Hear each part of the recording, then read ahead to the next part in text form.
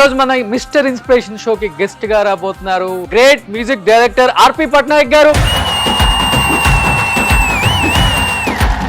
Sir రాగానే ఇండస్ట్రీకి red కార్పెటా లేకపోతే అంటే మీకు సీక్రెట్ చెప్పాలి, నాకు మ్యూజిక్ రాదు. మీరు మాట్లాడేది నేను ఎవరి దగ్గర అసిస్టెంట్ గా చేయలేదు, ఏ ఇన్స్ట్రుమెంట్ కూడా ప్లే చేయలేదు ఇప్పుడు. ఏంటి సార్ ఈరోజు ఇన్ని షాకింగ్ న్యూస్లు చెప్తున్నారు మా అందరికి. శ్రీను వాసంత లక్ష్మి మామూలుగా మనం 1 సెకండ్ అలా చేయడానికే చాలా కష్టంగా ఉంటది. ఎంటైర్ మూవీ ఎలా చేయగలిగారు సార్ నిజంగా? కష్టం అని తెలియక చేస్తా. సార్ ఒక్కసారి అలా పెట్టరా ప్లీజ్. ఇప్పుడు శ్రీనివాసంత లక్ష్మి 2 తీస్తే కూడా రెడీగా ఉన్నారు. నేను శ్రీనివాసంత లక్ష్మి 2 గురించి ఇప్పుడు వర్క్ చేస్తున్నాను. ఓ ఇండస్ట్రీలో క్లోజ్ ఫ్రెండ్స్ అంటే మాది ట్రైలర్ బ్యాచ్ అని ఒకటి ఉంది. నేను త్రివిక్రమ్, శ్రీను, సునీల్ ముగ్గురు రూమ్మేట్స్. ఓ మీ ముగ్గురు రూమ్మేట్సా? ముగ్గురులో ఎవరికి ఫస్ట్ అవకాశం వచ్చింది? ఫస్ట్ నాకే వచ్చింది బ్రేక్. ఓకే. నాకన్నా ముందు బిజీ మాత్రం సీన్ చాలా కష్టపడ్డాడు. ఈ రోజు తను ఇంత సక్సెస్ చూస్తున్నానంటే because of his hard work.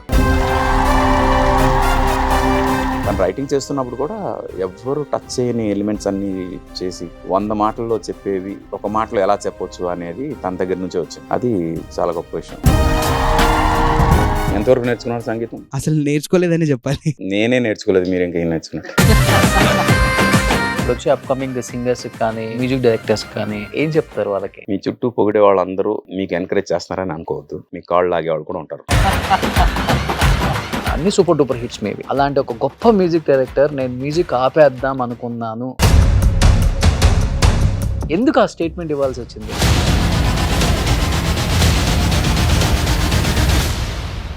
ప్రతిదీ చాలా లైట్ తీసుకుంటారా సార్? అంటే నేను నమ్మేది ఏంటంటే రాత్రి ఇంటికి వెళ్ళి ప్రశాంతంగా నిద్రపోవాలి. ఒకళ్ళ కోసం నేను బతకదలుచుకోవాలి, నా కోసం నేను బతకాలి.